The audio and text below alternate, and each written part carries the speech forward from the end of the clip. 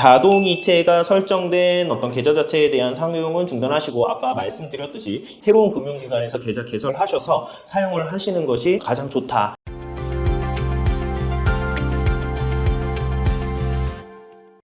안녕하세요. 개인의 생길잡이 김운찬 변호사입니다. 오늘 의뢰인분들이랑 상담을 하고 이제 개인회생 진행하시는 분들에게 안내를 드리는 내용이에요. 그런데 이런 부분 좀 유의하셔라라고 말씀을 드리지만 좀 만연히 까먹거나 좀 조치를 빠르게 취하지 않아서 좀 금전적 손해를 입는 분들이 있거든요. 이런 부분들 한번 영상으로 소개를 드리고 채무자분들께서 꼭 좀 유의하시라는 취지에서 설명을 드리니까 잘 들어보시면 될 것 같아요. 첫 번째로는 일단 내가 채무를 가지고 있는 채권사 은행과의 거래를 주의를 하셔야 돼요. 그러니까 내가 이제 뭔가 연체, 대출을 받았는데 연체가 발생한다. 그런데 해당 그 금융기관을 사용한다라고 하면 그 금융기관에서 상계 처리를 할 수가 있어요. 이걸 예를 들어서 구체적으로 한번 설명을 드려보면요. 제가 하나은행에서 대출을 받았고 하나은행에 계좌도 있어요. 그리고 많은 분들이 그렇게 하거든요. 왜 그러냐면 이율금을 혜택을 보기 위해서는 그 계좌 거래도 있어야 되기 때문에. 그래서 대출 채무를 변제하지 못하는 상황에서 예금 채권을 내가 가지고 있다. 이건 뭐냐면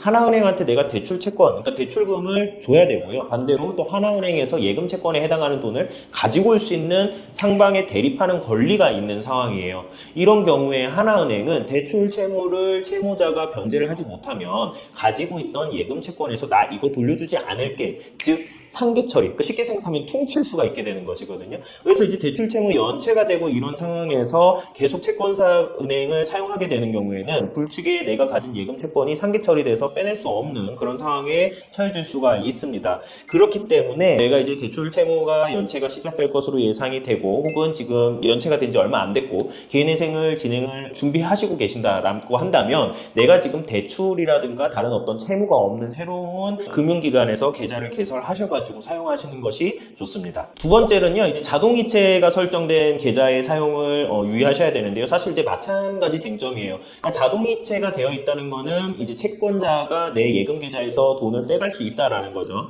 그러면은 실질적으로 개인회생을 진행하시는 분들은 개인회생 절차 이제 시작과 동시에 채무 자체를 변제를 하지는 않거든요. 왜 그러냐면 이건 개인회생 절차 안에서 처리를 할 채무로 보기 때문에 이걸 채무 변제를 하시진 않는데 어쨌든 계좌에 돈이 들어가 있고 자동이체 설정을 해놓으셨더라면 채권자가 이 돈을 그냥 빼가서 자기의 어떤 채권에 충당할 수가 있게 돼요. 자동이체가 설정된 어떤 계좌 자체에 대한 사용은 중단하시고 아까 말씀드렸듯이 새로운 금융기관에서 계좌 개설하셔서 사용을 하시는 것이 가장 좋다. 이 말씀을 드리고요. 이 부분도 생각보다 까먹으셔가지고 그게 뭐 소액 금액이 뭐 크지 않더라도 자동이체돼서 나가시는 경우들이 꽤 있거든요. 그래서 이런 부분들은 꼭 유의를 하시면 좋을 것 같아요. 마지막으로 이제 설명드릴 내용은 개인 사업하시는 분들한테 설명을 드릴 내용인데 요거 사실 아까 전에 예금 채권 상계 처리하는 거랑 쟁점이 좀 동일해요. 내가 개인 사업을 하는데 고객이 와서 카드를 긁고 갔어요. 그런데 그 카드사에서 제가 대출을 받은 게 있어요. 이런 경우에는 카드사에서 상계 처리를 할 수가 있거든요.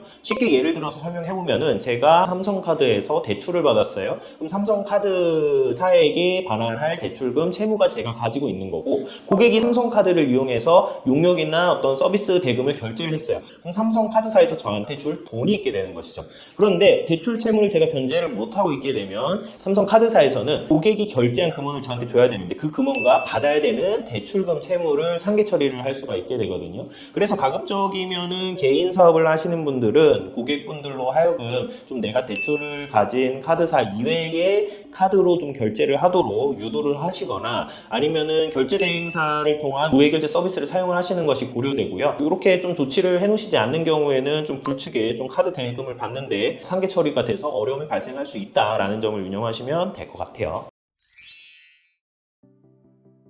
오늘 말씀드린 세 가지 사례는요, 저희가 상담을 실제로 하고 계약을 하신 의뢰인 분들께 유의하시라고 꼭 안내 드리는 사항이에요. 그런데 아까 제가 반복적으로 말씀드리지만은 이걸 좀 빠르게 조치를 취하시지 않으셔서 어떤 불축의 어떤 경제적인 피해를 좀 입게 되시는 경우가 있기 때문에 이 부분 꼭 유념하셔서 개인회생 절차를 잘 진행하시기를 바라고요. 관련해서 궁금하신 점은 언제든지 편하게 문의 주시고 오늘 영상 마음에 드셨다면 구독과 좋아요 부탁드리겠습니다. 감사합니다.